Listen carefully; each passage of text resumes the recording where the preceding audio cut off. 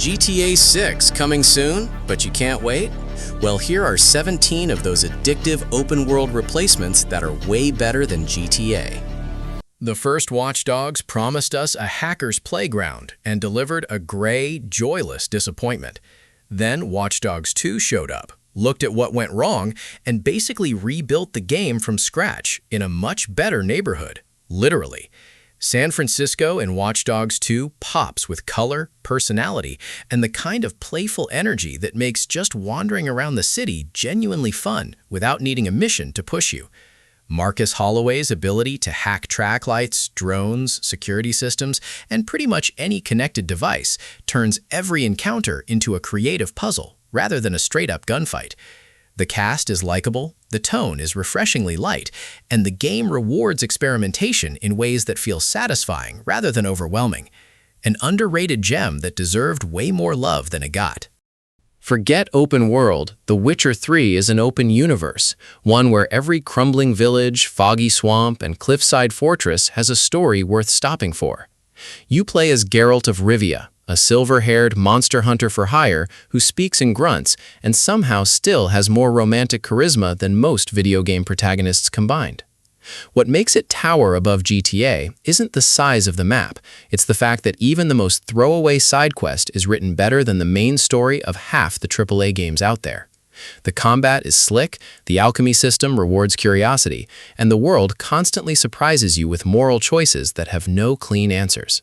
CD Projekt Red built something here that doesn't just invite you in, it swallows you whole and spits you out 200 hours later wondering where your social life went. Xenoblade Chronicles X is the kind of open-world game that people who've played it describe using hand gestures because words alone aren't enough. You crash land on an alien planet called Mira, stumble out of your escape pod, and the camera pulls back to reveal a landscape so enormous and alien that your brain genuinely struggles to process it. Towering crystalline formations, bioluminescent plains, and creatures so massive they make the horizon look small. The game starts you on foot, gradually layers in systems of increasing depth, and then rewards you for sticking around by eventually letting you pilot a giant transforming mech called a Skell that can fly across continents. It's not a game that demands your attention. It earns it, slowly, methodically, and then holds it for 100 hours before you even notice the time passing. Nintendo looked at open-world design, said, "Hold our Korok seeds," and then handed players the ability to build a functioning fighter jet out of planks and rockets. Tears of the Kingdom doesn't just iterate on Breath of the Wild, it reinvents what open-world freedom even means, stacking the map vertically into sky islands above, a lush surface world in the middle, and eerie underground caverns below. The Ultra Hand and Fuse mechanics turn every rock, plank, and fan into a puzzle piece, which means no two players tackle the same situation the same way. GTA gives you cars and helicopters to jack. Zelda lets you invent a car-helicopter hybrid using logs and a hot air balloon. One game lets you escape the police. The other lets you escape physics itself. Look, if Red Dead Redemption 2 were a meal, it would be a 5-course dinner, and GTA 5 would be a gas station hot dog. Rockstar somehow outdid themselves by going backwards in time, dropping you into the dying days of the American frontier as outlaw Arthur Morgan, riding through some of the most jaw-droppingly beautiful open-world terrain ever put on a screen. The world breathes. Animals roam, weather rolls in, strangers wave or pull guns depending on your reputation, and NPCs actually remember if you wronged them 3 hours ago. You can spend a full evening just fishing, watching the sunset, and listening to your gang chat around the campfire, and somehow that's more compelling than anything with a minimap and a mission marker. If you've never played it, clear your schedule. If you have played it, you're already emotional just reading this. No Man's Sky launched in 2016 as one of gaming's most infamous disappointments, and somehow, through years of relentless, mostly free updates, transformed into one of the most genuinely wondrous open-world experiences you can have on any platform. The scale is legitimately incomprehensible. Billions of procedurally generated planets, each with unique flora, fauna, weather systems, and landscapes, meaning no two players exploring at the same time are looking at the same thing. You can build bases, command space stations, chart trade routes, rescue freighters, and wander alien oceans, all of it seamlessly connected across a galaxy that makes Los Santos feel like a parking lot. GTA gives you San Andreas, No Man's Sky gives you everything. Literally, the whole universe. Eat your heart out, Rockstar. This game will humble you, completely, mercilessly, and without a single apology. Kingdom Come Deliverance 2 throws you into a meticulously recreated medieval Bohemia and says, survive. No fantasy magic, no chosen one prophecy, just a regular dude trying to navigate a brutal world through skill, patience, and occasionally running away very fast. Combat is real and skill-based. The economy behaves like an actual economy, and you can literally apprentice as a blacksmith. The Elden World rewards people who slow down and engage with its systems over those who rush through missions, making it feel less like a video game and more like a life simulator set 600 years ago. GTA lets you rob a bank. KCD 2 makes you learn how to pick a lock first, and then feel genuinely proud when you manage it. Nobody in gaming is having more fun right now than the Yakuza team, and Infinite Wealth is the proof. It explodes the series' usual cramped Japanese city formula wide open across the sun-soaked streets of Honolulu, Hawaii, where turn-based combat meets beach vibes and the kind of side content that could genuinely keep you busy for months. Want to build a resort? Manage a party of fighters ranging from chefs to surfers? Play a Dragon Quest-style mobile game within the game? Infinite Wealth says yes to all of it without breaking a sweat. It's over the top in the best possible way, delivering emotional story beats and completely unhinged minigames in the same breath, proving that video games don't have to choose between being meaningful and being absolutely ridiculous. Picture a world where nature has completely reclaimed civilization. Ancient ruins peek through lush jungle canopies, and roaming the wilderness means potentially getting stomped by a mechanical T-Rex the size of a house. That's Tuesday in Horizon Forbidden West, and it never stops being spectacular.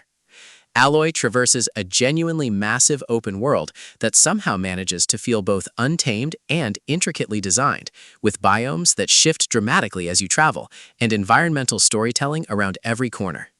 The machine combat is the real star, though.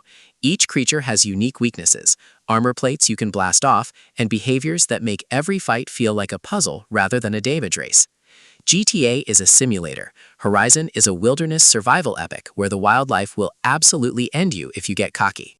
Far Cry 6 basically said, what if GTA, but make it tropical, give the player a pet crocodile, and let them blow up military convoys with a rocket launcher fashioned from car parts? And somehow that pitch resulted in one of the most purely enjoyable open-world sandboxes of recent years. Set on the gorgeous fictional island of Yara, you're a guerrilla fighter dismantling a dictatorship using improvised weapons, recruited animal companions, and the kind of tactical freedom that lets you approach any base completely differently on a second attempt. It doesn't take itself too seriously. The Caribbean setting gives everything a sun-soaked energy that makes exploring genuinely pleasant, and the sheer variety of chaotic tools at your disposal keeps the mayhem feeling fresh. Guapo the crocodile is also non-negotiable. He's the best companion in video game history. This is not up for debate. There's a specific kind of madness that happens when you crest a hill in Elden Ring, spot a castle in the distance, decide to explore it, get absolutely annihilated by something the size of a building, and immediately start planning how to come back harder. From Software and George R.R. Martin cooked up an open world that treats you like an adult. No waypoints, no objective markers screaming at you, just a vast, dark fantasy landscape whispering, figure it out. Every region is a mystery box, every boss is a puzzle wrapped in terror, and the sense of progression as you get stronger is genuinely one of gaming's most rewarding feelings. GTA measures success in stars on a wanted level. Elden Ring measures it in whether you survived long enough to learn the enemy's rhythm. One is a power fantasy, the other earns it. Yes, we all remember the launch. Bugs, crashes, disappointed fans, the whole circus. But here's the thing. CD Projekt Red actually fixed it, overhauled nearly every system with the massive 2.0 update, and Night City is now one of the most visually staggering open worlds in existence. Towering neon skyscrapers, grimy back-alley markets, corpo penthouses that cost more than your real apartment. It's a city that feels impossibly alive at every hour.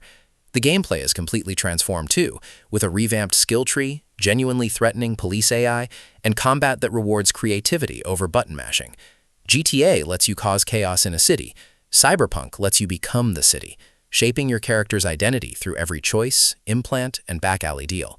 The comeback story of the decade, honestly.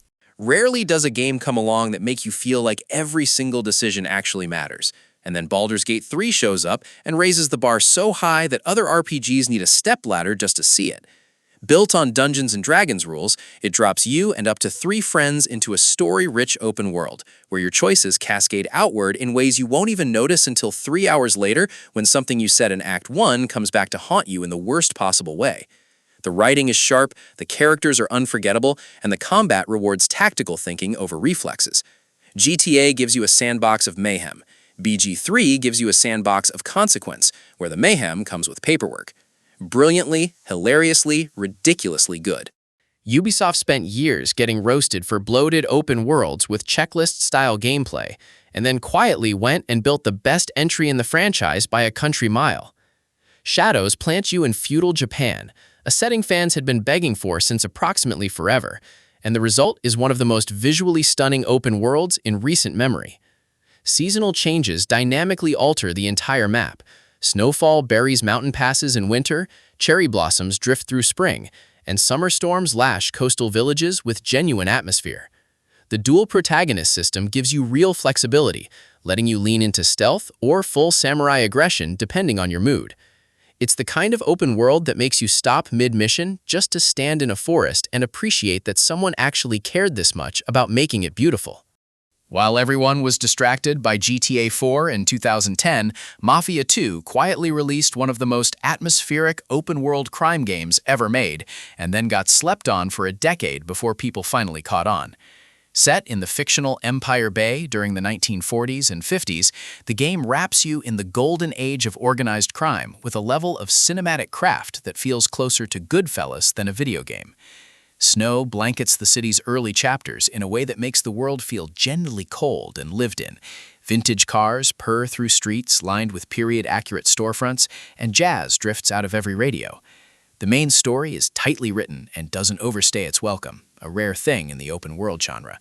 Less sandbox, more crime drama, and one of the most underrated games of its generation.